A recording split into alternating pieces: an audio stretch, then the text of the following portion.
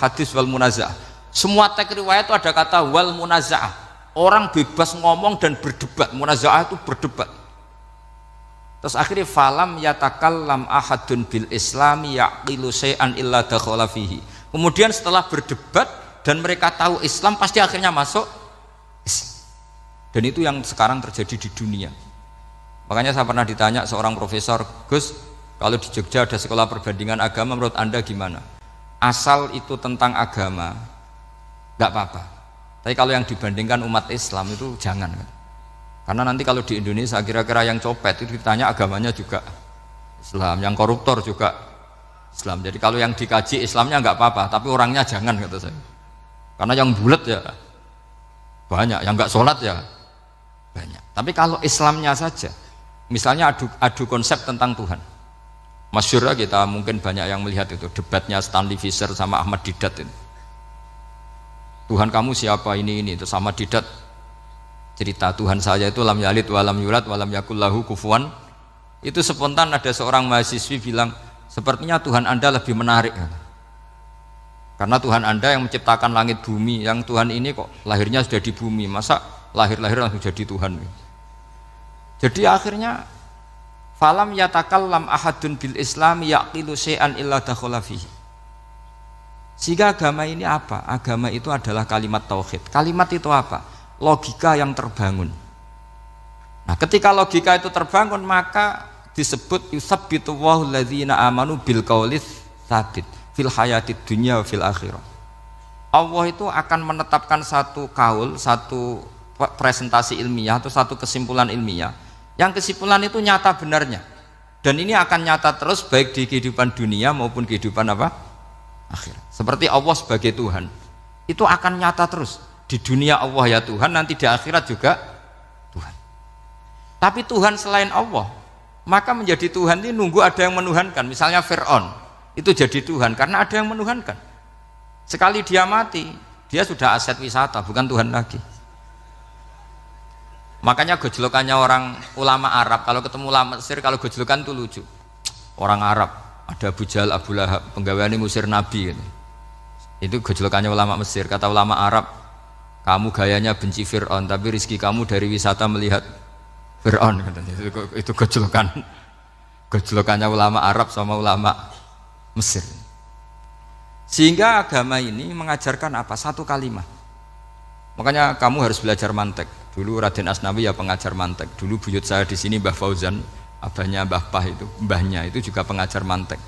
Karena di antara yang diceritakan Allah itu wa ja'alaha kalimatam baqiyatan fi aqibih. Tugas utama Nabi Ibrahim adalah menjadikan satu logika. Kalimah itu logika. Itu menjadi logika yang abadi, baqiyah itu abadi. Fi aqibih, di anak turunnya Nabi Ibrahim. Misalnya begini, saya beri contoh ya. Misalnya saya mengatakan teh ini hitam. Itu menjadi kalimah karena diucapkan. Tapi tidak menunjuk hakikat karena tehnya berwarna apa? Kuning. Sehingga Quran kalau menyalahkan orang kafir itu ngendikane kaburas kalimatan takhruju min afwahihim. Omongannya orang kafir itu menjadi kalimat karena diucapkan dari mulutnya. Kenapa menjadi kalimat? Karena diucapkan tapi tidak menunjuk hakikat. Seperti orang mengatakan 2 ditambah 2 itu 10. Itu kalimat, tapi kalimat yang salah karena tidak menunjuk hakikat. Seperti orang kafir mengatakan Tuhan itu 3. Itu kalimat karena diucapkan tapi tidak menunjuk hakikat. Tapi ketika seseorang mengatakan Allah itu Tuhan, Tuhan itu satu, itu disebut kalimatu haqqin 'alaiha nahya wa 'alaiha namut. Temriki tahlilane wa 'alaiha napa wa biha. Wa 'alaiha napa wa biha temriki. Wa 'alaiha ya ada yang tahlilan wa biha, itu enggak tahu sanadnya dari mana, pokoknya ada yang wa 'alaiha ada yang biha. Kenapa dikatakan kalimat tauhid? Karena kalimat yang dari kesimpulan berpikir. Dan agama ini dibawa Nabi Ibrahim itu untuk membawa kalimat tauhid. Ciri utama kalimat tadi, kamu yakin seyakin-yakinnya bahwa nisbatul snaini wassalasah wal arba'ah ila ma la nihayata laha itu kanisbatis snaini ilal wahid, yaitu semuanya far'un minal asli. Aslinya adalah wahid. Sehingga di kitab, saya pernah ngaji Mbah Mun, namanya kitab Al-Husunul Hamidiyah. Itu dikarang oleh ulama-ulama sekarang, itu diajarkan di MGS. Ini mbah-mbahnya Gus Akil pendirinya madrasah MGS. Itu Ada gambarnya di situ. Di situ ada gambar piramida, ada gambar hewan, ada gambar pohon. Kata yang ngarang, gambar sedetail ini, sejelimet ini dimulai dari nuktah wahidah. Tetap dimulai dari satu titik. Dan ini disebut nuktatil wujud. Jadi mbok orang kudus sebanyak ini tetap dimulai dari satu orang, yaitu Adam. Adam dimulai dari ketiadaan. Lalu siapa al-mujid? Pewujudnya siapa? Hanya Allah Subhanahu. Sehingga ulama-ulama termasuk Syekh Nawawi itu paling suka ngendikan semua makna Quran dikumpulkan di Fatihah, Fatihah dikumpulkan di Bismillah, Bismillah dikumpulkan karena di ba itu ada titik nukdotil wujud, yaitu disingkat bi kana makana wa bi yakunu ma yakun. Karena saya, kata Allah, semuanya akan ada, dan karena saya yang enggak ada semuanya suatu saat ada. Disebut nukdotil wujud. Nah, kita meyakini kalau Allah satu itu seyakin-yakinnya, karena nggak mungkin angka nggak dimulai dari angka satu. Begitu juga gambar seapapun julumete. Misalnya sampean gambar zaman saya kecil, gambar paling favorit itu apa? Kambing bertarung. Itu gambarnya kan susah.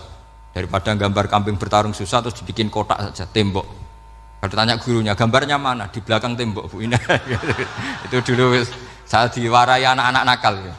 Jadi semua satu gambar itu disuruh gambar harimau, yang satu disuruh gambar kambing bentrok, yang satu disuruh gambar matahari, semuanya kotak semua. Ini itu Bu, gambarnya di belakang apa? Tembok. Maka nggak kelihatan kata. Jadi gurunya kalah cerdas. Yang guru itu sebenarnya nggak pernah menang, karena murid itu lebih pinter. Itu teman saya dulu kalau ngaji itu kalau tes itu ngerpek baca. Gurunya marah, kamu tes kok baca? Enggak ngerpek Bu, ini belajar di kelas.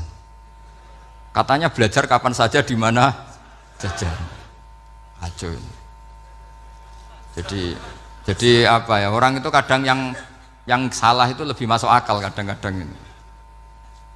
Saya teruskan ya supaya ini dapat barokahnya Raden apa? Asnani. Saya mohon sekali ya, kalimat haqqin itu harus kamu jaga. Caranya jaga ya tadi. Kalau kamu tidak bisa ilmu mantek, misalnya al-alam mutaghayyir wa kullu mutaghayyir hadis la budda min muhdits, itu kan jelimetan. Pakai saja teori umum bahwa gambar apapun jelimetnya itu dimulai dari satu titik. Karena nggak bisa, nggak dimulai dari satu titik tidak bisa. Maka alam apapun jumlahnya nggak terhingga tetap dimulai dari al-wahidul qahar, yaitu satu titik. Yaitu dalam konteks tauhid tentu itu Allah Subhanahu wa ta'ala. Sehingga Nabi Ibrahim itu orang paling sukses bikin waja'alaha kalimatam baqiyatan fi aqibi. Terus Nabi Muhammad begitu, sahabat gitu, sampai kita sekarang diajari ilmu mantek. Ilmu mantek itu logika yang nggak terbantahkan. Karena mau tidak mau. Kata Imam Syafi'i, fa innal uqula muttarratun ila qabulil haq, karena akal akan dipaksa menerima kebenaran. Dan itu yang terjadi di Uni Soviet.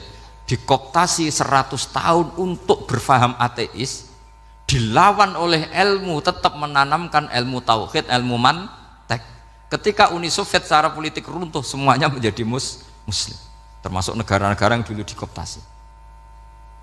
Maka kamu tidak usah kecil hati di Indonesia, apapun rusaknya negara ini, asal kita cara bertauhid benar, insya Allah tetap meninggal husnul khotimah. Karena sudah janjinya Allah, yusabbitu walladzina amanu bil qaulits tsabit. Sing jelas itu nomor satu tuh al qaulits tsabit. Memang itu logika yang masuk akal. Jadi jangan kira semua orang ditanya mar rabbuka, enggak. Banyak ulama yang enggak ditanya. Masyhur itu dalam cerita keramat-keramat. Ada guru tauhid ngajarin tauhid. Setelah ditanya mungkar nakir, Imam Malik datang. Kamu nanya ini, man rabbuka man nabiyuka, kamu tahu ini guru Umul Barohin yang tukang ngaji tauhid. Guru tauhid kok ditanya apa? Tauhid. Malaikatnya enggak jadi tanya. Dan saya percaya cerita-cerita seperti itu karena secara umum itu ala inna auliya Allahi la khaufun alaihim walahum yahzanun lahumul busyra fil hayatid dunya wa fil akhirah. Artinya kalau wali itu kok ditanya mungkar nakir berarti ngalami ketakutan. Karena di situ kan digambarkan mungkar nakir itu sewangar, bawa godam. Kalau yang tanya nggak bisa dipukul sampai ajur sak walang-walang. Pokoknya ceritanya kan seru seperti itu. Lalu itu kalau betul begitu terus ayat la khaufun alaihim walahum yahzanun kayak apa? Makanya dalam kitab Nasoihul Ibad itu ada cerita ini. Sampean boleh nggak sependapat dengan saya, tapi semoga nasib sampean nanti digebuki malaikat. Karena orang itu akan mengalami seperti yang dirasakan. Anak indadzoni abdi bi. Saya tidak bayangkan akan ngalami itu. Makanya saya ini ngajar tauhid terus. Paling tidak kalau ditanya marbuka mana buka, sampean tahu profesi saya. Saya ini pengajar tauhid. Dan biji saya 9. Dulu saya di MGS, kalau ada teman bijinya tauhid kok 4, terus ahli swarga, tauhidnya jeblok. Dari kalau bijinya 4 terus ahli swarga, tauhidnya apa? Jeblok. Tapi yang bijinya 9, ahli swarga, tauhidnya itu. Saya dulu bijinya 9. Terus 9 terus sampai tamat. Karena nggak ada biji 10. Karena kalau 10 itu kan terlalu sempurna, nggak baik lah manusia kok sempurna gitu. Jadi sudah 9 aja kan gitu. Tapi sebetulnya pantasnya ya dapat 10. Mergo saake, mergo tenan enggak tahu saya. Di Nasaihul Ibad itu ada cerita gini dan saya percaya itu. Di sarahnya itu. Juga di sarah apa itu yang di sarah Syekh Nawawi itu. Pokoknya saya kalau ingat Raden Asnawi pasti ingat Syekh Nawawi. Saya tidak memastikan apa murid guru apa saling istifadah, yang jelas itu teman dekat, teman fil ilm. Sayyidina Ali itu pernah minta kasaf sama Allah. Saya percaya tidak semua orang ngalami marbuka ditanya itu. Ya Allah, saya minta kasaf itu ngerti alam gaib. Ingin tahu Umar. Jadi diam-diam Sayyidina Ali itu ya mangkal sama Sayyidina. Wong kok kerase ngono. Angger wong kok tahu disentak, jajal wani nyentak malaikat ora, itu kata Sayyidina. Jadi dia minta kasaf karena kenangannya dia melihat Umar itu semua orang pernah disentak sama Sayyidina Umar itu. Maka Sayyidina Ali minta kasaf. Ya Allah, saya ingin melihat Umar menghadapi mungkar nakir. Masih garangkah apa enggak? Itu dah, itu tidak. Minta kasaf. Pas kasaf beliau bangun dari kubur, duduk. Dilihat sama Sayyidina Ali ini ngalami kasaf. Sama enggak usah tanya. Enggak wali kok tanya. Ya sudah pokoknya percaya aja. Akhirnya malaikat mungkar nakir datang. Itu di situ digambarkan matanya itu kalkidril mughalla, kayak apa itu? Panci yang dibakar. Wah, wow, seru. Sumpah Sayyidina Ali, baru ini kamu akan takut gitu. Tapi ternyata enggak, Umar bangkit disewentak orang tua itu. Kamu tahu menghadapi siapa? Yang sopan gitu. Oh, ada sontak. Kaget malaikatnya itu karena enggak pernah ngalami disentak, mungkin itu pertama gitu. Kaget. Memangnya kamu siapa? Saya ini teman kekasih Tuhanmu. Saya yang diandalkan temannya sebenarnya bukan dia. Gitu. Ana sohibu habibillah, saya ini temannya kekasihnya Allah.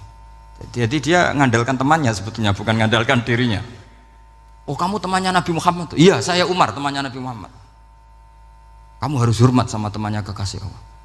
Wah, terus semulai itu akhirnya matur Allah, ya Allah, apakah prosedur seperti ini bisa dinego? Terus sama Allah, oh iya katanya, kamu kalau menghadapi kekasih saya ya jangan seperti itu katanya. Semenjak itu beliau sopan santun, dua mungkar nakir gitu. Jadi ini berita gembira. Jadi sebetulnya itu enggak. Tapi kita ini kan enggak punya nyali nyentak mungkar nakir. Semoga dengan gelar kita doktor tafsir, doktor tauhid gitu. Atau paling enggak guru kudsiyah tauhid gitu. Atau siswa terbaik dalam materi tauhid. Itu harus kamu bawa status. Jadi sehingga nanti ini saya ranking 1 tauhid, masa masih ditanya marbuka waman nabiuka. Dan itu menurut saya sah. Sampean nggak usah protes takbirin tiga, susah usah takbiran. Pokoknya takbirnya adalah wali-wali itu la khaufun alaihim walahum ya, mereka tidak akan mengalami ketakutan baik kehidupan dunia maupun kehidupan akhirat. Bahkan para malaikat itu mengatakan ke wali-wali nahnu awliyaukum fil hayatid dunya wa fil akhirah. Kita ini teman kamu, saudara kamu, mitra kamu. Masa mitra kok nutui itu kan nggak fair. Dan menurut saya paling efektif itu apa? Kamu harus punya rumus tauhid kayak Imam Amudi menemukan Tuhan. Imam Amudi itu menemukan Allah itu lewat ilmu matematika. Dan itu Allah saking senengnya disuruh ngajari para malaikat. Wa ya malaikati isma'u. Kamu harus mendengar, ini orang alim saya yang ahli matematika. Tapi justru itu ngerti bahwa asal usul alam itu minal wahidil qahar. Dari zat yang satu. Akhirnya Imam Amudi mulai ngajar tuh. Nisbatus naini wassalah sawal arba'ah ila mana nihayatalaha iku kabeh iku far'ul wahid. Akhirnya malaikat mandok-mandok. Nah, iman seperti itu akan setingkat keyakinannya dan keakurasiannya sama dengan imannya para malaikat. Makanya Nabi ngendikan tubaliman amanabi walam yaroni. Sebagian riwayat disebut sab amarot. Nabi ngendikan sampai 7 kali. Benar-benar keren orang yang tidak melihat saya kemudian iman kepada Apa yang bisa menemukan itu? Hanya akal.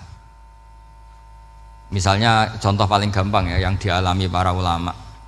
Ya saya ulang lagi, yang dialami para ulama ketika menemukan ilmu ya yang menjadikan mereka mahabbah Rasulullah Shallallahu Alaihi Wasallam.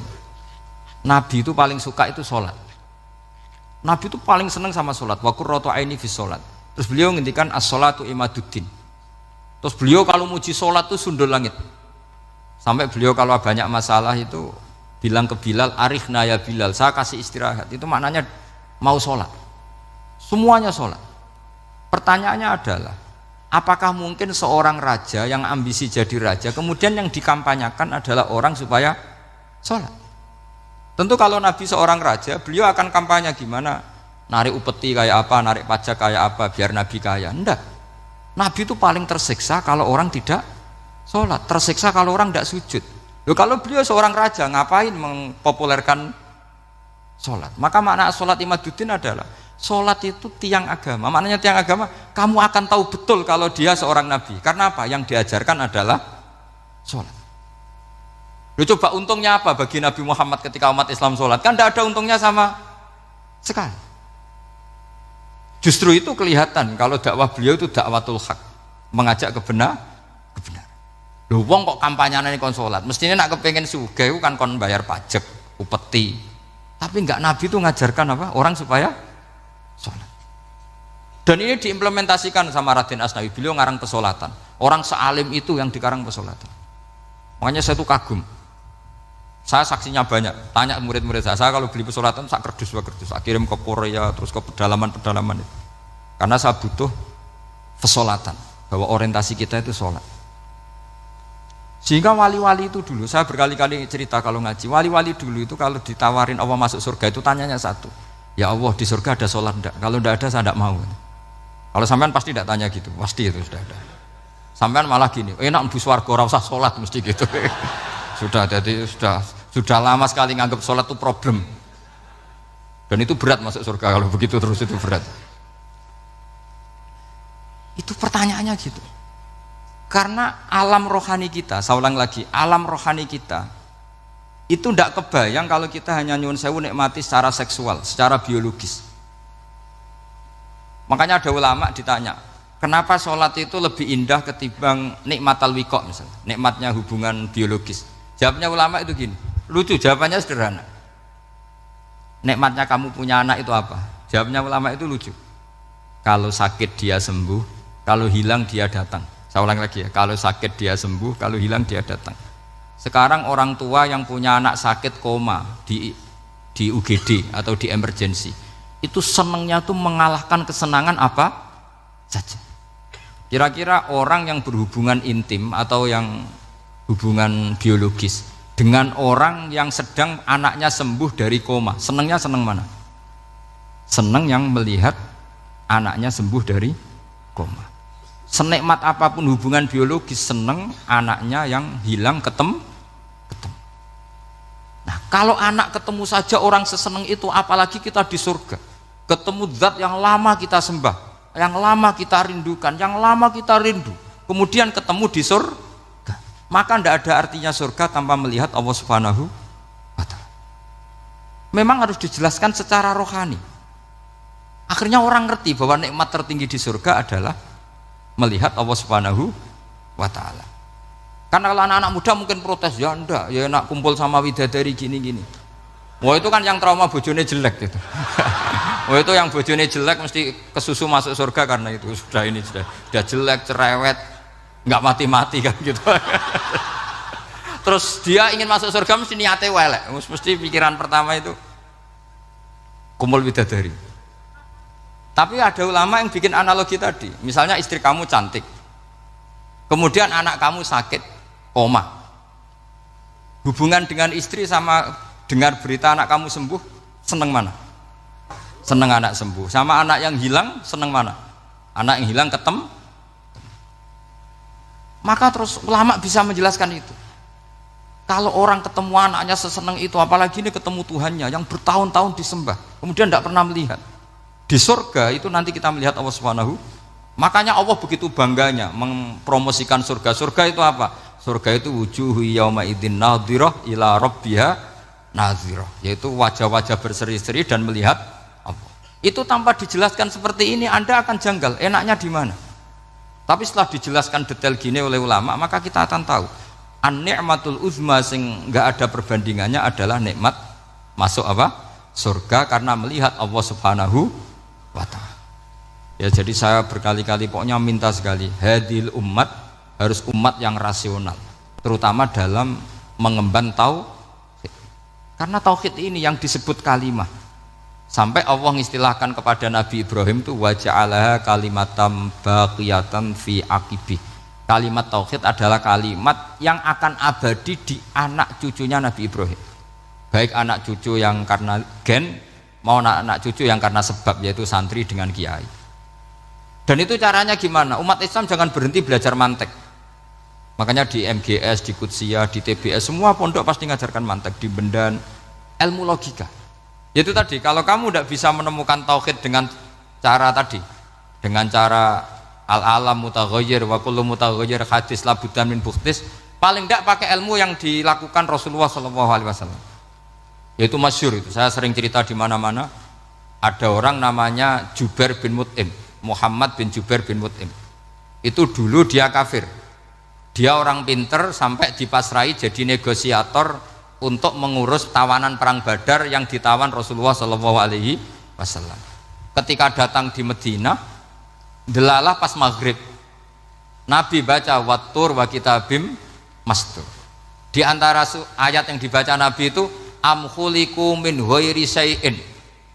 Masa manusia sebanyak ini kemudian mereka diciptakan oleh ketiadaan. Min ghairi syai'in itu oleh ketiadaan. Masa alam raya yang wujud ini, alam raya yang punya eksistensi ini kemudian penciptanya adalah ketiadaan. Padahal wal adamu la yakhluqu wa la yu'assiru wa la kadza wa kadza. Tentu sesuatu yang tidak ada itu tidak bisa dikatakan sebagai pencipta. Wong enggak ada, jadi faktor saja enggak mungkin apalagi jadi pencipta. Itu Nabi habis sholat langsung beliau sungkeman, ya Muhammad, saat ini juga saya iman. Karena logika yang dibangun ayat yang kamu baca itu menghabiskan semua logika saya. Intinya logika tauhid itu akan mengalahkan semua teori non tauhid. Itu yang disebut bal naqdhifu bil haqqi 'alal batili fayadmaghuhu fa idza huwa zahid. Kebenaran tauhid itu akan menghancurkan kekuatan apa saja. Fayadmaghuhu itu di tafsir Tobari disebut dorbatan tasujud dimah. Satu pukulan sing sampai menjadikan otak itu hancur. Melainkan disebut damagho, dimag itu maknanya otak. Maka kamu jangan khawatir kalau Islam didiskusikan di Uni Soviet, didiskusikan di Kanada, didiskusikan di Korea, pasti kalimat tauhid akan mengalahkan kalimatul batil. Pasti ja'al haqqu wa zahaqal batil, innal batila kana zahuq. Tapi syaratnya kita harus kuat. Makanya saya ini senang sekali yang namanya ngaji itu, saya senang. Karena saya tadi bercita-cita ingin jadi dosen setelah mati. Karena di dunia sudah tidak jadi apa? Dosen. Saya ingin seperti Imam Amudi. Pertama ketemu Allah, beliau disuruh ngajar malaikat tentang ilmu apa? Matematika yang mengarah ke tauhid. Jadi diajarkan. Kamu tahu angka 2, angka 3, angka 4, semuanya bersumber dari angka 1. Berarti semuanya berawal dari 1. Gak tahu setelah itu malaikatnya dites lagi apa enggak, gak tahu. Pokoknya pas itu malaikat ya paham semua, oke. Kayak apa hebatnya umat Rasulullah Shallallahu Alaihi Wasallam? Karena akalnya kuat, sehingga kita harus kuat. Sehingga kalimat yang benar disebut kalimatu haqqin 'alaiha nahya wa 'alaiha. Nah, kalimat yang salah disebut kaburat kalimatan takhruju min afwahim. Kalimat menjadi kalimat karena diucapkan, tapi tidak menunjuk hakikat. Kayak ini misalnya, ini tutup, ini putih, terus saya katakan hitam. Berarti saya mengatakan ini hitam sebagai kata-kata karena diucapkan, tapi tidak pernah menjadi hakikat karena hakikatnya ini putih. Itu hebatnya Quran. Makanya Quran kalau gojlek orang kafir itu, gojlek orang kafir itu sebut apa? Kaburas kalimatan takhruju min afwahim. Tapi untuk kalimat tauhid dikatakan apa? Yusabbitu wal ladzina amanu bil qaulits tsabit fil hayatid dunya wa fil akhirah. Sebagian disebutkan wa ja'alaha kalimatam baqiyah. Kenapa kalimat tauhid itu kalimat yang abadi? Karena Allah sebagai Tuhan di dunia juga sebagai Tuhan di akhirat dan selalu Tuhan pada masa yang tidak terbatas. Itu disebut wa ja'alaha kalimatam baqiyah. Kemudian umatnya Nabi mengganti kalimat yang gampang. Allah punya sifat baqo, punya sifat akhir. Maksudnya akhir itu la akhirolah. Terus semuanya. Yang faham ya alhamdulillah, yang enggak faham dikon ngapal wujud kidam baqo mukhalafatul hawadisi qiyamuhu binafsi wahdaniyat kudrat irodat. Wes paham. Lah kok sing rada alim terus roh bedane iki sifat ma'ani iki maknawiyah. Cara Mu'tazilah ngene, cara ahli sunnah ngene. Wah itu sudah kejlimetan bocah. Sementing pokoknya wujud kidam. Nah, kenapa pertama yang disebut wujud? Karena yang membedakan kita dengan faham ateisme itu ya sifat wujud, yaitu mereka mengatakan alam raya ini dimulai dari ketiadaan. Wah itu akal mana saja itu nggak bisa nerima masa ketiadaan menciptakan sesuatu yang ada. Maka kata Ibnu Hajar al-Asqalani ketika mentafsirkan mensarai hadis salasun mangkunna fihi wajata halawatal iman. 3 hal ini kalau kamu faham maka menemukan manisnya iman. Manis itu enak. Terus kata Ibnu Hajar al-Asqalani, masih ingat betul dalam sarahnya Fathul Bari, wa yusamma inda ahlil aql, misalnya al-iltizat al-aqli. Agama ini mengajarkan kenyamanan cara berpikir. Coba kalau sampean seorang doktor atau seorang profesor atau seorang pinter, kemudian kamu dipaksa mengimani bahwa alam ini diciptakan oleh ketiadaan, itu bisa tidur gak? Oh, tidak bisa tidur. Sampean misalnya orang pinter, dididik di kampus atau dididik di pondok, alam ini yang wujud, yang menciptakan itu sesuatu yang tidak wujud. Kamu bisa tidur tidak kira-kira? Ini guru apa? Ini sarap ini. Mosok hadil maujudat khalaqahal adam, sesuatu yang wujud diciptakan ketiadaan. Tapi agama ini membawa sesuatu yang menyenangkan untuk akal, yaitu hadhil maujudat khalaqaha wajibul wujud. Maujudat yang wujud ini diciptakan super maujud, yaitu oleh bahasa pondok disebut wajibul wujud. Kan terus seneng, wajar dong kalau sesuatu yang ada diciptakan oleh yang ada. Nah tentu ada pencipta, terus ada super, disebut wajibul wujud. Kan terus enak. Nah itu kata Ibnu Hajar al-Asqalani disebut wajada halawatal iman. Sehingga kita tidak usah khawatir. Makanya saya itu termasuk orang yang nggak khawatir. Apapun rusaknya dunia ini, kacaunya dunia ini akan kalah dengan kalimatut tauhid. Karena kalimat ini ketemu apa saja pasti menghancurkan, yaitu disebut bal naqdhifu bil haqqi 'alal batil fayadmaghuhu fa idza huwa zahid. Kalimat hak ini akan menabrak apa saja dan yang ditabrak pasti hancur. Makanya sampai tidak usah khawatir misalnya ada negara ateis di Cina, di Korea, kita yakin asal yang diteliti itu agama Islam pasti menang. Nah yang susah kalau yang diteliti orang Islam, itu susah. Karena yang copet kadang-kadang ya umat, apalagi di negara yang mayoritas muslim, nanti copetnya, premannya, koruptornya semuanya beragama Islam. Makanya kita hanya punya pilihan dua itu, umat Islam dan Islam yang kumat itu dok. Kalau tidak umat Islam ya Islam yang kumat. Tapi kalau kalimat tauhid itu kalimat yang aman, tak jamin 100%.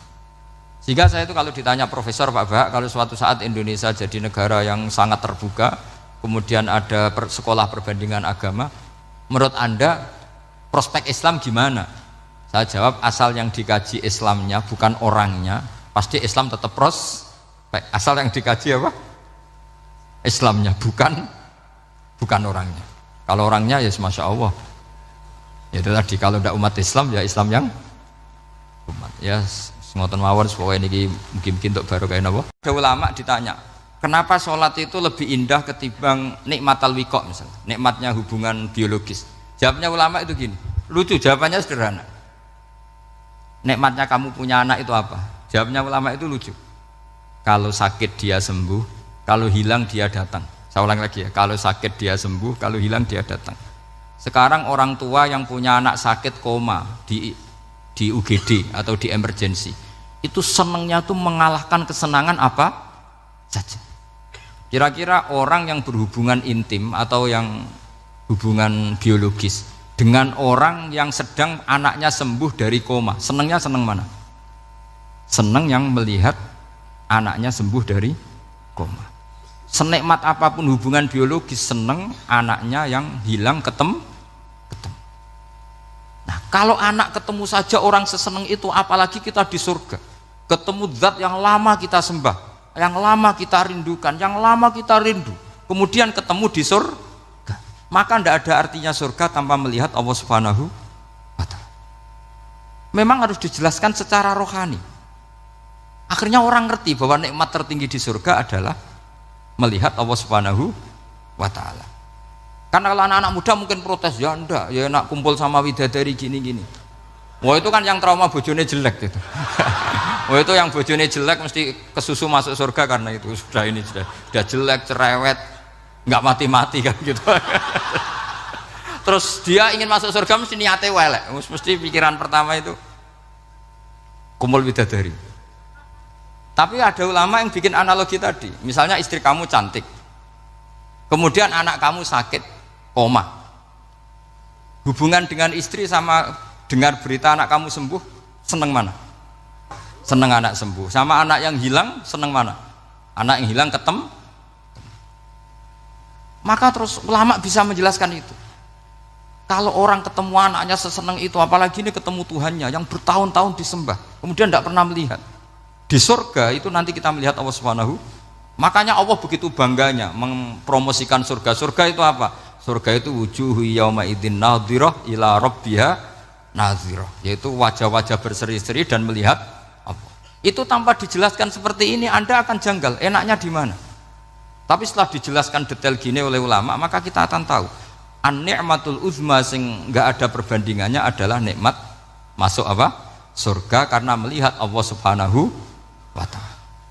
Ya jadi saya berkali-kali pokoknya minta sekali, hadil umat harus umat yang rasional, terutama dalam mengemban tauhid. Karena tauhid ini yang disebut kalimah. Sampai Allah mengistilahkan kepada Nabi Ibrahim itu wa ja'alaha kalimatam baqiyatan fi aqibih. Kalimat tauhid adalah kalimat yang akan abadi di anak cucunya Nabi Ibrahim. Baik anak cucu yang karena gen mau anak cucu yang karena sebab, yaitu santri dengan kiai. Dan itu caranya gimana? Umat Islam jangan berhenti belajar mantek. Makanya di MGS, di Qudsiyah, di TBS semua pondok pasti ngajarkan mantek, di Bendan, ilmu logika.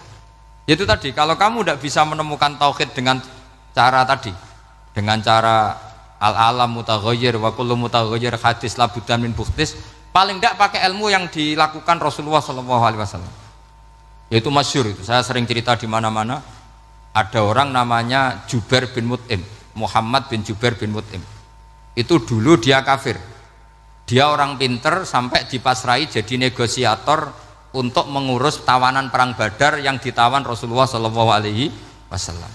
Ketika datang di Medina, delalah pas maghrib, Nabi baca wattur wa kitabim mastur. Di antara ayat yang dibaca Nabi itu am khuliqu min ghairi syai'in. Masa manusia sebanyak ini kemudian mereka diciptakan oleh ketiadaan. Min ghairi syai'in itu oleh ketiadaan. Masa alam raya yang wujud ini, alam raya yang punya eksistensi ini kemudian penciptanya adalah ketiadaan. Padahal wal adamu la yakhluqu wa la yu'assiru wa la kadza wa kadza. Tentu sesuatu yang tidak ada itu tidak bisa dikatakan sebagai pencipta. Wong nggak ada, jadi faktor saja nggak mungkin apalagi jadi pencipta. Itu Nabi habis sholat langsung beliau sungkeman, ya Muhammad, saat ini juga saya iman. Karena logika yang dibangun ayat yang kamu baca itu menghabiskan semua logika saya. Intinya logika tauhid itu akan mengalahkan semua teori non tauhid. Itu yang disebut bal naqdhifu bil haqqi 'alal batili fayadmaghuhu fa idza huwa zahik. Kebenaran tauhid itu akan menghancurkan kekuatan apa saja. Fayadmaghuhu itu di tafsir Tobari disebut dorbatan tasujud dimah.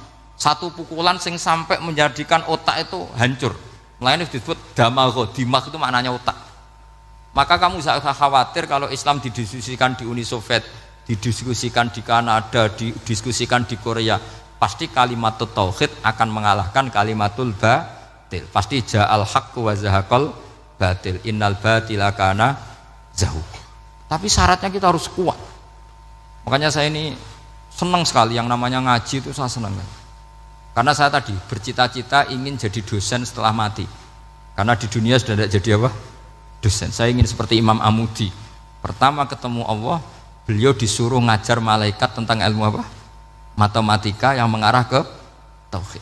Jadi diajarkan, kamu tahu angka 2, angka 3, angka 4, semuanya bersumber dari angka 1. Berarti semuanya berawal dari 1. Nggak tahu setelah itu malaikatnya dites lagi apa enggak tahu. Pokoknya pas itu malaikat ya paham semua. Oke. Kayak apa hebatnya umat Rasulullah Shallallahu Alaihi Wasallam? Karena akalnya kuat.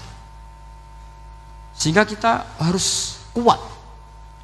Sehingga kalimat yang benar disebut kalimatu haqqin alaiha nahya wa alaiha. Nah, kalimat yang salah disebut kaburat kalimatan takhruju min afwahim. Kalimat menjadi kalimat karena diucapkan, tapi tidak menunjuk hakikat. Kayak ini misalnya, ini tutup, ini putih, terus saya katakan hitam, berarti saya mengatakan ini hitam sebagai kata-kata karena diucapkan, tapi tidak pernah menjadi hakikat karena hakikatnya ini putih. Itu hebatnya Quran. Makanya Quran kalau gojlek orang kafir itu, gojlek orang kafir itu disebut apa? Kaburat kalimatan takhruju min afwahim. Tapi untuk kalimat tauhid dikatakan apa? Yusabbitu walladzina amanu bil qaulits tsabit fil hayatid dunya wa fil akhirah. Sebagian disebutkan wa ja'alaha kalimatam baqiyah. Kenapa kalimat tauhid itu kalimat yang abadi? Karena Allah sebagai Tuhan di dunia juga sebagai Tuhan di akhirat, dan selalu Tuhan pada masa yang tidak terbatas. Itu disebut wa ja'alaha kalimatam baqiyah. Kemudian umatnya Nabi mengganti kalimat yang gampang. Allah punya sifat baqo, punya sifat akhir. Maksudnya akhir itu la akhirolah. Terus semuanya yang faham ya alhamdulillah, yang enggak faham dikon ngapal wujud kidam baqo mukhalafatul hawadisi qiyamuhu binafsi wahdaniyat kudrat irodat. Wes paham. Lah kok sing rada alim terus roh bedane iki sifat ma'ani iki maknawiyah. Cara Mu'tazilah ngene, cara Ahli Sunnah ngene. Wah itu sudah kejlimetan bocah. Sementing pokok wujud hitam. Nah, kenapa yang pertama yang disebut wujud? Karena yang membedakan kita dengan paham ateisme itu ya sifat wujud. Yaitu mereka mengatakan alam raya ini dimulai dari ketiadaan. Wah itu akal mana saja itu nggak bisa nerima masa ketiadaan menciptakan sesuatu yang ada. Maka kata Ibnu Hajar al-Asqalani ketika mentafsirkan mensarai hadis salasun mangkunna fihi wajata halawatal iman. 3 hal ini kalau kamu faham maka menemukan manisnya iman. Manis itu enak. Terus kata Ibnu Hajar al-Asqalani, masih ingat betul dalam sarahnya Fathul Bari, wa yusamma inda ahlil aql, misalnya al-iltizat al-aqli. Agama ini mengajarkan kenyamanan cara berpikir. Coba kalau sampean seorang doktor atau seorang profesor atau seorang pinter, kemudian kamu dipaksa mengimani bahwa alam ini diciptakan oleh ketiadaan, itu bisa tidur gak? Oh tidak bisa tidur. Sampean misalnya orang pinter dididik di kampus atau dididik di pondok, alam ini yang wujud, yang menciptakan itu sesuatu yang tidak wujud, kamu bisa tidur gak kira-kira? Ini guru apa? Ini sarap ini. Mosok hadil maujudat khalaqahal adam, sesuatu yang wujud diciptakan ketiadaan. Tapi agama ini membawa sesuatu yang menyenangkan untuk akal, yaitu hadhil maujudat khalaqaha wajibul wujud. Maujudat yang wujud ini diciptakan super maujud, yaitu oleh bahasa pondok disebut wajibul wujud. Kan terus seneng, wajar dong kalau sesuatu yang ada diciptakan oleh yang ada. Nah tentu ada pencipta, terus ada super, disebut wajibul wujud. Kan terus enak. Nah itu kata Ibnu Hajar al-Asqalani disebut wajada halawatal iman. Sehingga kita tidak usah khawatir. Makanya saya itu termasuk orang yang nggak khawatir. Apapun rusaknya dunia ini, kacaunya dunia ini akan kalah dengan kalimatut tauhid. Karena kalimat ini ketemu apa saja pasti menghancurkan. Yaitu disebut bal naqdhifu bil haqqi 'alal batil fayadmaghuhu fa idza huwa zahid. Kalimat hak ini akan menabrak apa saja, dan yang ditabrak pasti hancur. Makanya sampai tidak usah khawatir misalnya ada negara ateis di Cina, di Korea, kita yakin asal yang diteliti itu agama Islam pasti menang. Nah yang susah kalau yang diteliti orang Islam, itu susah karena yang copet kadang-kadang ya umat. Apalagi di negara yang mayoritas muslim, nanti copetnya, premannya, koruptornya semuanya beragama Islam. Makanya kita hanya punya pilihan 2 itu, umat Islam dan Islam yang kumat itu dok. Kalau tidak umat Islam ya Islam kalimat tauhid. Kalimat itu apa? Logika yang terbangun. Nah, ketika logika itu terbangun maka disebut yusabbitu Allahu alladzina amanu bil qaulis tsabit fil hayatid dunya wa fil akhirah. Allah itu akan menetapkan satu kaul, satu presentasi ilmiah atau satu kesimpulan ilmiah yang kesimpulan itu nyata benarnya, dan ini akan nyata terus baik di kehidupan dunia maupun kehidupan apa? Akhirat. Seperti Allah sebagai Tuhan itu akan nyata terus di dunia Allah ya Tuhan, nanti di akhirat juga Tuhan. Tapi Tuhan selain Allah, maka menjadi Tuhan ini nunggu ada yang menuhankan. Misalnya Fir'aun itu jadi Tuhan karena ada yang menuhankan. Sekali dia mati, dia sudah aset wisata, bukan Tuhan lagi. Makanya gejolokannya orang ulama Arab, kalau ketemu ulama Mesir, kalau gejolokan itu lucu. Orang Arab, ada Abu Jahal, Abu Lahab, penggaweane musir Nabi gitu. Itu gejolokannya ulama Mesir. Kata ulama Arab, kamu gayanya benci Fir'aun, tapi rizki kamu dari wisata melihat Fir'aun. Itu gejolokannya ulama Arab sama ulama Mesir. Sehingga agama ini mengajarkan apa? Satu kalimat. Makanya kamu harus belajar mantek. Dulu Raden Asnawi ya pengajar mantek. Dulu buyut saya di sini Mbah Fauzan, abahnya Mbah Pah itu, mbahnya itu juga pengajar mantek. Karena di antara yang diceritakan Allah itu wa ja'alaha kalimatam baqiyatan fi aqibih. Tugas utama Nabi Ibrahim adalah menjadikan satu logika. Kalimah itu logika. Itu menjadi logika yang abadi, baqiyah itu abadi. Fi aqibih, di anak turunnya Nabi Ibrahim. Misalnya begini, saya beri contoh ya.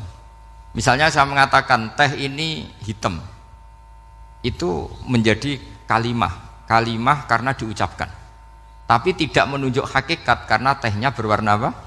Kuning. Sehingga Quran kalau menyalahkan orang kafir itu ngendikannya kaburas kalimatan takhruju min afwahihim. Omongannya orang kafir itu menjadi kalimat karena diucapkan dari mulutnya. Kenapa menjadi kalimat? Karena diucapkan tapi tidak menunjuk hakikat. Seperti orang mengatakan 2 ditambah 2 itu 10, itu kalimat, tapi kalimat yang salah karena tidak menunjuk hakikat. Seperti orang kafir mengatakan Tuhan itu 3, itu kalimat karena diucapkan tapi tidak menunjuk hakikat. Tapi ketika seseorang mengatakan Allah itu Tuhan, Tuhan itu satu, itu disebut kalimatu haqqin 'alaiha nahya wa 'alaiha namut. Temriki tahlilane wa 'alaiha napa wa biha? Wa 'alaiha napa wa biha? Waliha ya, ada yang tahlilan wabiyah, itu nggak tahu sanatnya dari mana, pokoknya ada yang waliha, ada yang biha. Kenapa dikatakan kalimat tauhid? Karena kalimat yang dari kesimpulan berpikir. Dan agama ini dibawa Nabi Ibrahim itu untuk membawa kalimat tauhid. Ciri utama kalimat tadi, kamu yakin seyakin-yakinnya bahwa nisbatul snaini wassalasah wal arba'ah ila ma la nihayatalaha itu kanisbatis nain ilal wahid, yaitu semuanya far'un minal asli, aslinya adalah wahid. Sehingga di kitab, saya pernah ngaji Mbah Mun, namanya kitab Al-Husunul Hamidiyah, itu dikarang oleh ulama-ulama sekarang, itu diajarkan di MGS, ini mbah-mbahnya Gus Akil pendirinya madrasah MGS, itu ada gambarnya di situ. Di situ ada gambar piramida, ada gambar hewan, ada gambar pohon.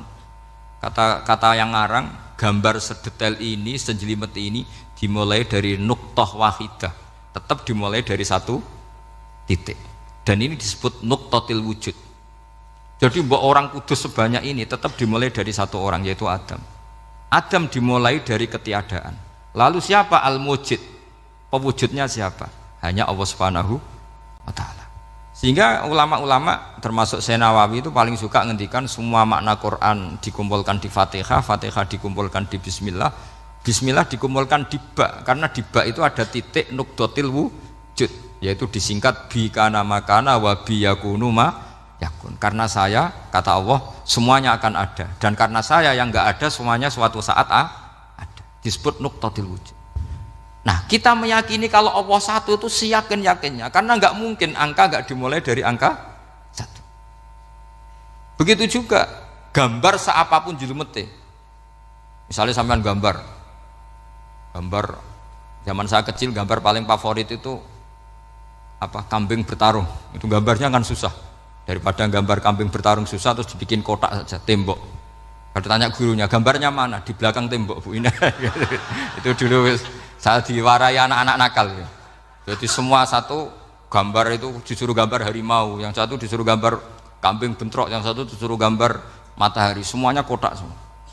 Ini itu Bu, gambarnya di belakang apa? Tembok. Maka nggak kelihatan kata dia. Jadi gurunya kalah cerdas. Yang guru itu sebenarnya nggak pernah menang, karena murid itu lebih pinter. Itu teman saya dulu kalau ngaji itu kalau tes itu ngerpek baca, gurunya marah, kamu tes kok baca? Enggak ngerpek Bu, ini belajar di kelas. Katanya belajar kapan saja di mana saja. Aco.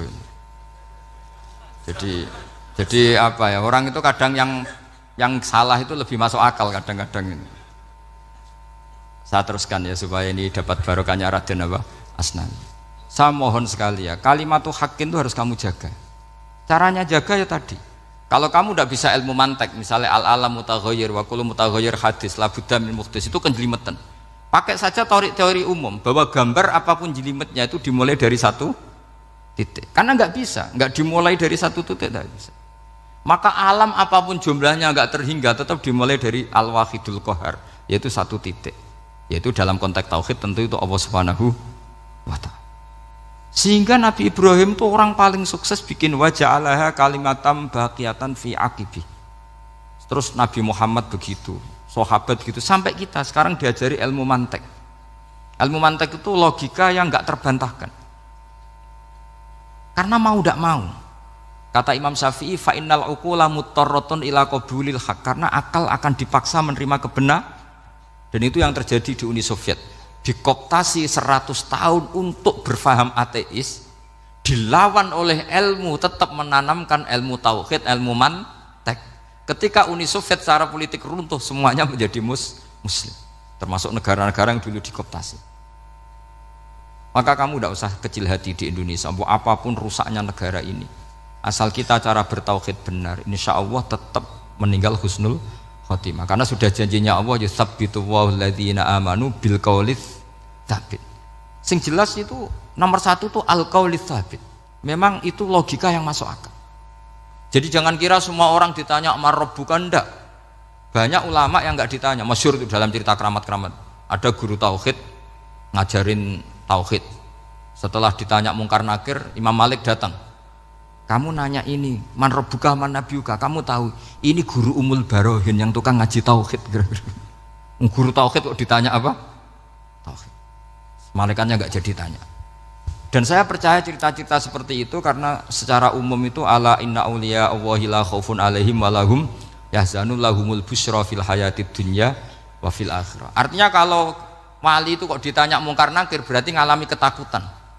Karena di situ kan digambarkan mungkar nakir itu sewangar, bawa godam. Terus kalau yang tanya nggak bisa dipukul sampai ajur sak walang-walang. Pokoknya ceritanya kan seru seperti itu. Udah itu kalau betul begitu terus ayat la khaufun alaihim walahum yahzanun kayak apa? Makanya dalam kitab Nasoihul Ibad itu ada cerita ini. Sampean boleh nggak sependapat dengan saya, tapi semoga nasib sampean nanti digebuki malaikat.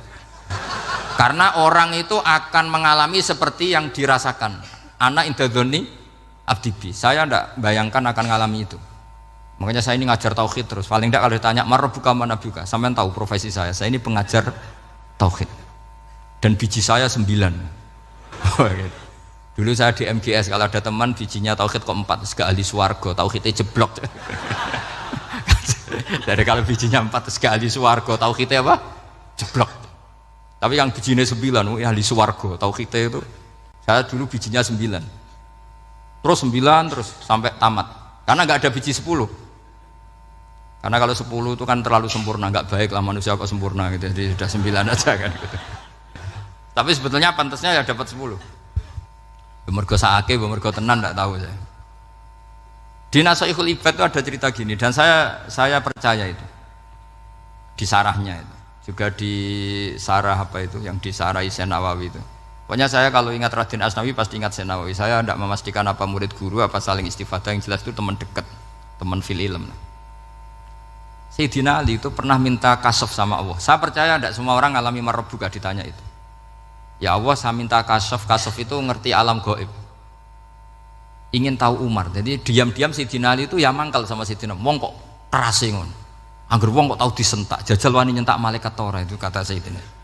Jadi dia minta kasaf karena kenangannya dia melihat Umar itu semua orang pernah disentak sama Sayyidina Umar itu. Maka Sayyidina Ali minta kasaf, Ya Allah, saya ingin melihat Umar menghadapi mungkar nakir. Masih garangkah apa enggak? Itu dah, itu dah.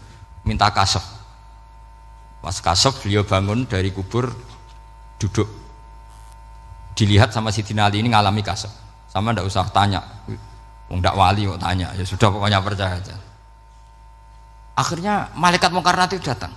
Itu di situ digambarkan matanya itu kalkidril mughalla, kayak apa itu? Panci yang dibakar. Wah, wow, seru. Seneng Sayyidina Ali. Baru ini kamu akan takut gitu. Tapi ternyata enggak. Umar bangkit disewentak orang tua itu. Kamu tahu menghadapi siapa? Yang sopan gitu. Oh, ada sontak. Kok kaget malaikatnya itu karena enggak pernah ngalami disentak. Mungkin itu pertama mungkin. Kok kaget. Memangnya kamu siapa? Saya ini teman kekasih Tuhanmu. Saya yang diandalkan temannya sebenarnya bukan dia. Ana sohibu habibillah. Saya ini temannya kekasihnya Allah. Jadi dia ngandalkan temannya sebetulnya, bukan ngandalkan dirinya. Oh, kamu temannya Nabi Muhammad? Iya, saya Umar, temannya Nabi Muhammad. Kamu harus hormat sama temannya kekasih Allah. Wah, terus semulai itu. Akhirnya matur Allah, ya Allah, apakah prosedur seperti ini bisa dinego? Terus sama Allah, oh iya katanya, kamu kalau menghadapi kekasih saya ya jangan seperti itu katanya. Semenjak itu beliau sopan santun, dua mungkar nakir itu. Jadi ini berita gembira. Jadi sebetulnya itu enggak. Tapi kita ini kan enggak punya nyali nyentak mungkar nakir. Semoga dengan gelar kita doktor tafsir, doktor tauhid gitu. Atau paling enggak guru kudsiyah tauhid gitu. Atau siswa terbaik dalam materi tauhid. Itu harus kamu bawa status. Jadi sehingga nanti ini saya ranking 1 tauhid, masa masih ditanya marbuka waman nabiuka. Dan itu menurut saya sah. Sampean nggak usah protes takbirin tiga, susah usah takbiran. Pokoknya takbirnya adalah wali-wali itu la khaufun alaihim walahum ya, mereka tidak akan mengalami ketakutan baik kehidupan dunia maupun kehidupan akhirat. Bahkan para malaikat itu mengatakan ke wali-wali nahnu auliyaukum fil hayatid dunya wa fil akhirah. Kita ini teman kamu, saudara kamu, mitra kamu. Masa mitra kok nutui itu kan nggak fair. Dan menurut saya paling efektif itu apa? Kamu harus punya rumus tauhid kayak Imam Amudi menemukan Tuhan. Imam Amudi itu menemukan Allah itu lewat ilmu matematika. Dan itu Allah saking senengnya disuruh ngajari para malaikat. Wa ya malaikati isma'u. Kamu harus mendengar, ini orang alim saya yang ahli matematika. Tapi justru itu ngerti bahwa asal usul alam itu minal wahidil qahar. Dari zat yang satu.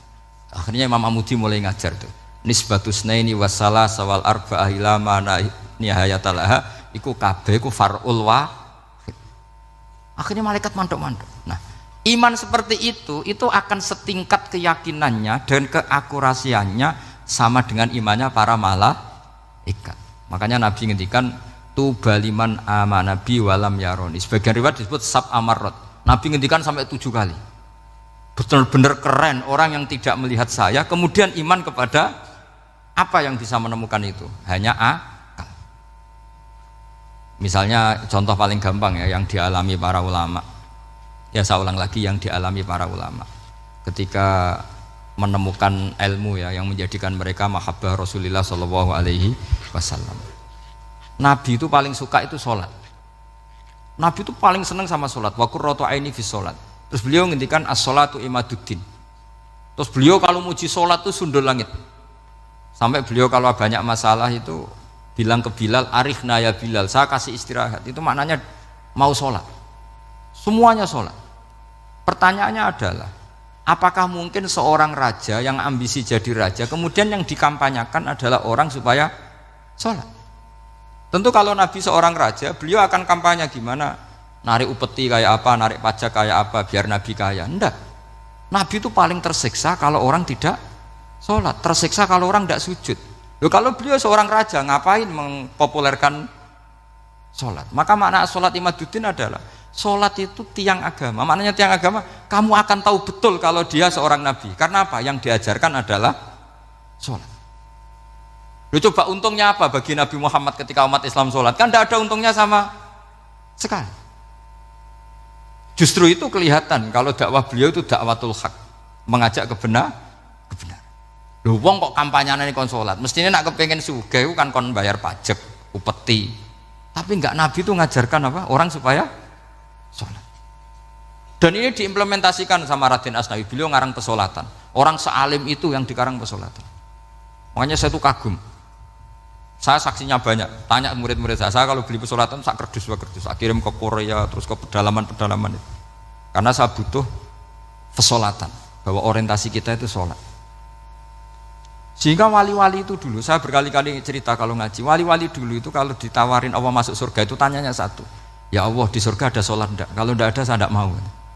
Kalau sampean pasti enggak tanya gitu, pasti itu sudah ada. Sampean malah gini, enak mlebu swarga ora usah sholat mesti gitu. Sudah, jadi sudah lama sekali nganggap sholat itu problem. Dan itu berat masuk surga kalau begitu terus, itu berat. Itu pertanyaannya gitu. Karena alam rohani kita, saya ulang lagi, alam rohani kita itu tidak kebayang kalau kita hanya nyuwun sewu nikmati secara seksual, secara biologis. Makanya ada ulama ditanya, kenapa sholat itu lebih indah ketimbang nikmatal wiqo misalnya, nikmatnya hubungan biologis. Jawabnya ulama itu gini, lucu, jawabannya sederhana. Nikmatnya kamu punya anak itu apa? Jawabnya ulama itu lucu.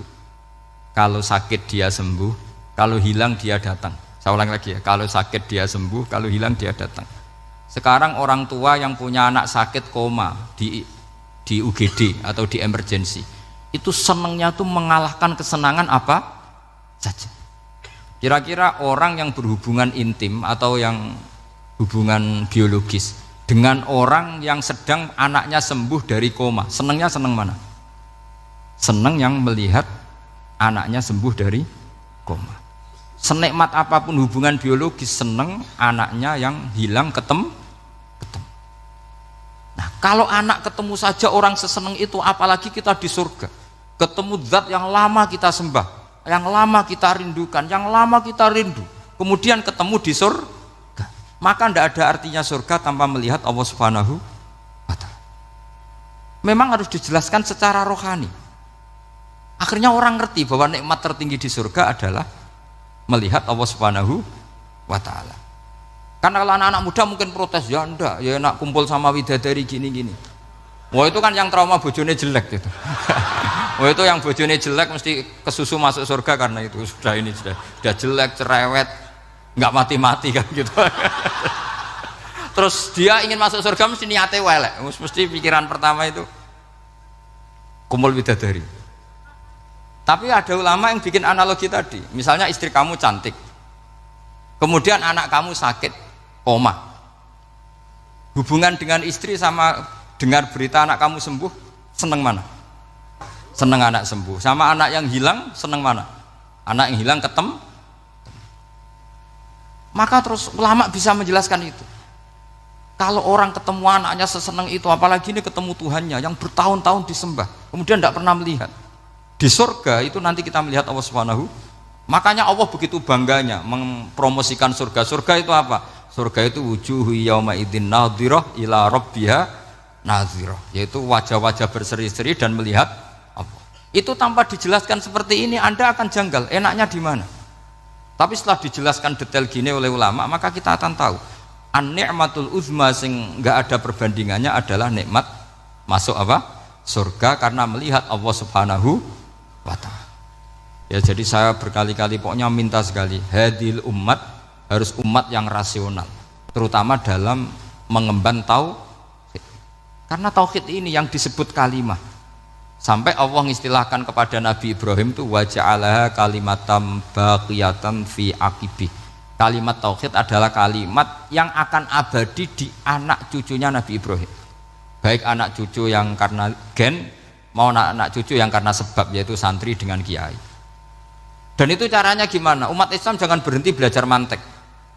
Makanya di MGS, di Qudsiyah, di TBS semua pondok pasti ngajarkan mantek, di Bendan, ilmu logika. Yaitu tadi, kalau kamu tidak bisa menemukan tauhid dengan cara tadi, dengan cara al-alam mutaghayyir wa kullu mutaghayyir hadis la budda min bukhtis, paling tidak pakai ilmu yang dilakukan Rasulullah SAW. Yaitu masyhur itu, saya sering cerita di mana-mana. Ada orang namanya Jubair bin Mut'im, Muhammad bin Jubair bin Mut'im. Itu dulu dia kafir. Dia orang pinter sampai dipasrai jadi negosiator untuk mengurus tawanan perang Badar yang ditawan Rasulullah Shallallahu Alaihi Wasallam. Ketika datang di Madinah, delalah pas maghrib, Nabi baca wattur wa kitabim mastur. Di antara ayat yang dibaca Nabi itu am khuliqu min ghairi syai'in. Masa manusia sebanyak ini kemudian mereka diciptakan oleh ketiadaan. Min ghairi syai'in itu oleh ketiadaan. Masa alam raya yang wujud ini, alam raya yang punya eksistensi ini kemudian penciptanya adalah ketiadaan. Padahal wal adamu la yakhluqu wa la yu'assiru wa la kadza wa kadza. Tentu sesuatu yang tidak ada itu tidak bisa dikatakan sebagai pencipta. Wong nggak ada, jadi faktor saja nggak mungkin apalagi jadi pencipta. Itu Nabi habis sholat langsung beliau sungkeman, ya Muhammad, saat ini juga saya iman. Karena logika yang dibangun ayat yang kamu baca itu menghabiskan semua logika saya. Intinya logika tauhid itu akan mengalahkan semua teori non tauhid. Itu yang disebut bal naqdhifu bil haqqi 'alal batili fayadmaghuhu fa idza huwa zahid. Kebenaran tauhid itu akan menghancurkan kekuatan apa saja. Fayadmaghuhu itu di tafsir Tobari disebut dorbatan tasujud dimah. Satu pukulan sing sampai menjadikan otak itu hancur. Lainnya disebut damagho, dimah itu maknanya otak. Maka kamu usah khawatir kalau Islam didiskusikan di Uni Soviet, didiskusikan di Kanada, didiskusikan di Korea, pasti kalimat tauhid akan mengalahkan kalimatul batil. Pasti ja'al haqqu wa zahaqal batil, innal batila kana zahuq. Tapi syaratnya kita harus kuat. Makanya saya ini senang sekali yang namanya ngaji itu, saya senang. Karena saya tadi bercita-cita ingin jadi dosen setelah mati. Karena di dunia sudah tidak jadi apa? Dosen. Saya ingin seperti Imam Amudi. Pertama ketemu Allah, beliau disuruh ngajar malaikat tentang ilmu apa? Matematika yang mengarah ke tauhid. Jadi diajarkan, kamu tahu angka 2, angka 3, angka 4, semuanya bersumber dari angka 1. Berarti semuanya berawal dari 1. Gak tahu setelah itu malaikatnya dites lagi apa enggak, tahu. Pokoknya pas itu malaikat ya paham semua, oke. Kayak apa hebatnya umat Rasulullah Shallallahu Alaihi Wasallam? Karena akalnya kuat. Sehingga kita harus kuat. Sehingga kalimat yang benar disebut kalimatu haqqin 'alaiha nahya wa 'alaiha. Nah, kalimat yang salah disebut kaburat kalimatan takhruju min afwahim. Kalimat menjadi kalimat karena diucapkan, tapi tidak menunjuk hakikat. Kayak ini misalnya, ini tutup, ini putih, terus saya katakan hitam. Berarti saya mengatakan ini hitam sebagai kata-kata karena diucapkan, tapi tidak pernah menjadi hakikat karena hakikatnya ini putih. Itu hebatnya Quran. Makanya Quran kalau gue jelek orang kafir itu, disebut apa? Kaburat kalimatan takhruju min afwahim. Tapi untuk kalimat tauhid dikatakan apa? Yusabbitu walladzina amanu bil qaulits tsabit fil hayatid dunya wa fil akhirah. Sebagian disebutkan wa ja'alaha kalimatam baqiyah. Kenapa kalimat tauhid itu kalimat yang abadi? Karena Allah sebagai Tuhan di dunia juga sebagai Tuhan di akhirat, dan selalu Tuhan pada masa yang tidak terbatas. Itu disebut wa ja'alaha kalimatam baqiyah. Kemudian umatnya Nabi mengganti kalimat yang gampang. Allah punya sifat baqo, punya sifat akhir. Maksudnya akhir itu la akhirah. Terus semuanya yang faham ya alhamdulillah, yang enggak faham dikon ngapal wujud kidam baqo mukhalafatul khawadisi qiyamuhu binafsi wahdaniyat kudrat irodat. Wes paham. Lah kok sing rada alim terus roh bedane iki sifat ma'ani iki maknawiyah. Cara Mu'tazilah ngene, cara ahli sunnah ngene. Wah itu sudah kejlimetan bocah. Sementing pokoknya wujud kidam. Nah, kenapa pertama yang disebut wujud? Karena yang membedakan kita dengan faham ateisme itu ya sifat wujud, yaitu mereka mengatakan alam raya ini dimulai dari ketiadaan. Wah itu akal mana saja itu nggak bisa nerima, masa ketiadaan menciptakan sesuatu yang ada. Maka kata Ibnu Hajar al-Asqalani ketika mentafsirkan mensarai hadis salasun mangkunna fihi wajata halawatal iman. 3 hal ini kalau kamu faham maka menemukan manisnya iman. Manis itu enak. Terus kata Ibnu Hajar al-Asqalani, saya masih ingat betul dalam sarahnya Fathul Bari, wa yusamma inda ahlil aql, misalnya al-iltizat al-aqli.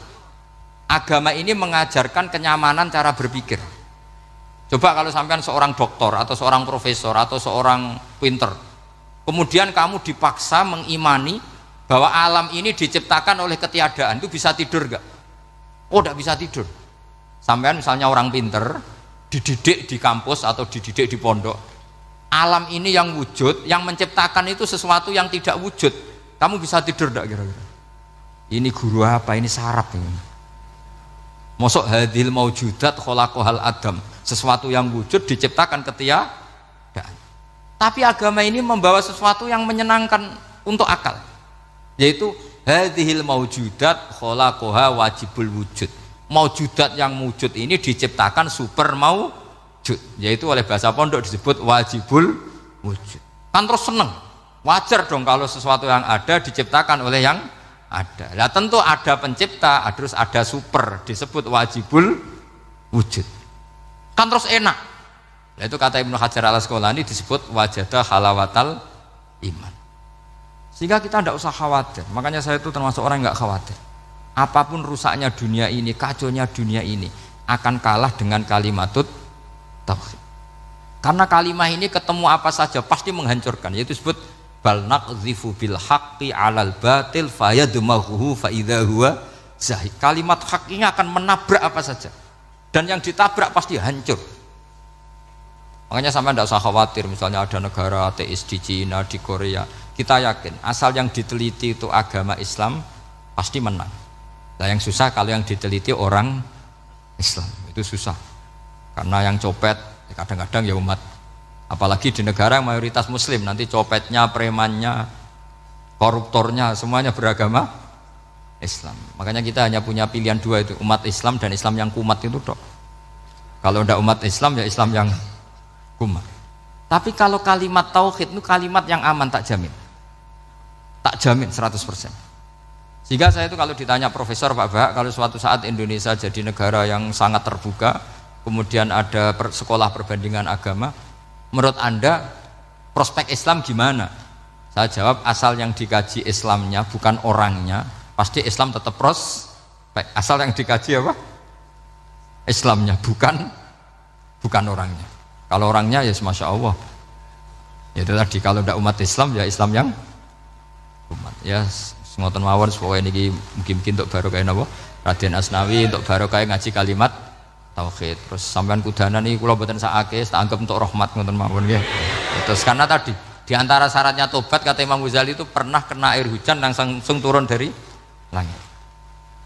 Ya itu jelas itu di ikhya itu karena ahalul halal adalah alma an-nazil minas sama. Halalnya barang paling halal adalah air yang pertama turun dari langit. Tapi kalau yang sudah lewat peci ini sampean tuh masalah itu. Kadang pecinya kan temannya gasap macam-macam itu. Atau beli lewat nyentak orang tua, ya masalah lah. Tapi ya lebih baik yang pakai peci timbang yang enggak, lebih sopan gitu kan. Tapi yang enggak pakai peci ya enggak apa-apa karena langsung kena apa? Kena apa? Hujan. Jadi pokoknya yang ingat-ingat ya, yusabbitu walladzina amanu bil qaulits tsabit. Assalamualaikum warahmatullahi wabarakatuh.